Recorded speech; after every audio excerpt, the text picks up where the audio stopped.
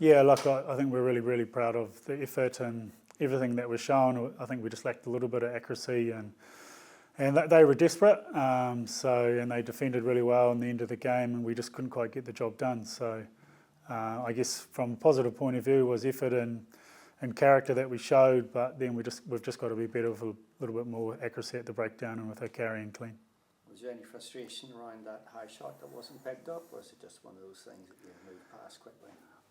Oh no, like all of that stuff is a little bit frustrating, but we can't let that sort of be our focus. The refs are doing, what they do. They're doing the best job they can, and sometimes they miss them. But we're just focusing on how we get better. Looking forward to this week, another big game against a quality red side. Do you have any bodies coming back that are going to be available that haven't been available the last couple of weeks? Yeah, hopefully. Some of those guys that are long term are getting closer and closer to coming back. And the Reds are a good side. They play good rugby, and yeah, it's going to be an exciting game on Saturday. A decent win for the Bravehearts on Saturday, I think, against the Crusaders. Do you look at that game and read much into those results? Yeah, before? No, 100% we do. And that's the second win they've had.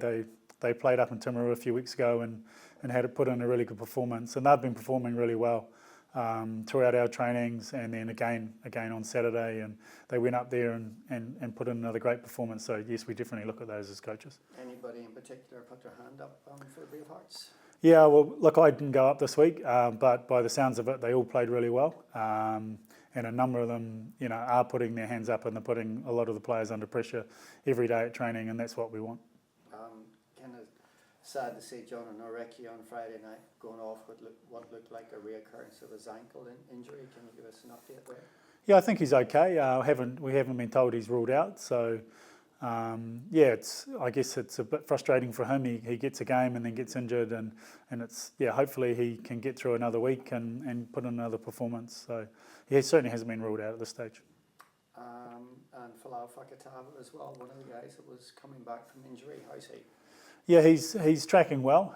Is he right for this week? That hasn't quite been decided, but he's certainly one of those guys that we spoke about earlier that's coming back and they're close to getting back to full fitness. Your side of things is the attack, obviously. Highlanders been scoring plenty of tries this year.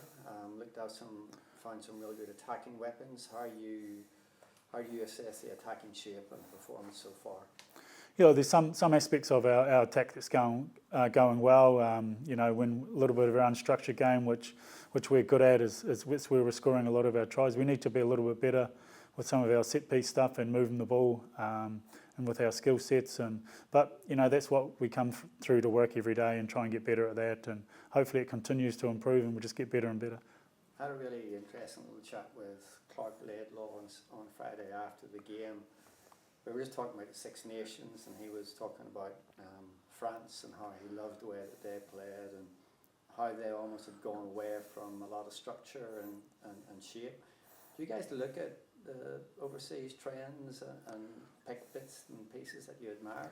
Yeah, no, definitely. I think the way the French play and how they, create momentum and stuff is really impressive, and they've got some fantastic rugby players. We definitely look at that as well as in Japan and Super Rugby trends and how it's all going. So you've got to keep an eye on that. You've got to stay up with the times, and yeah, I think that's where the game's heading. It's a lot harder. Defences are a lot more organised from structure, so it's becoming harder and harder to score from there.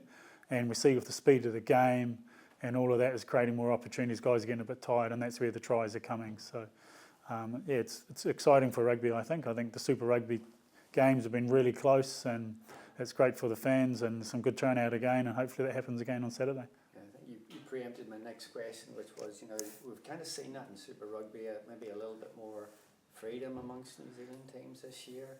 You mentioned that structure as well. It almost feels like that Irish shape has been there and everybody's digested it and learned how to defend it, and now is moving into a slightly different era for the game.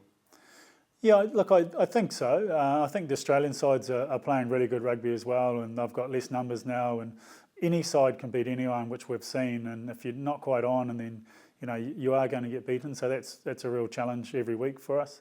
And like I think that's the game, and that's if you're creating momentum and attacking space, and you've got good athletes and good skills that can do that, then we're going to be scoring some good tries. So that's the plan. Awesome. Easy.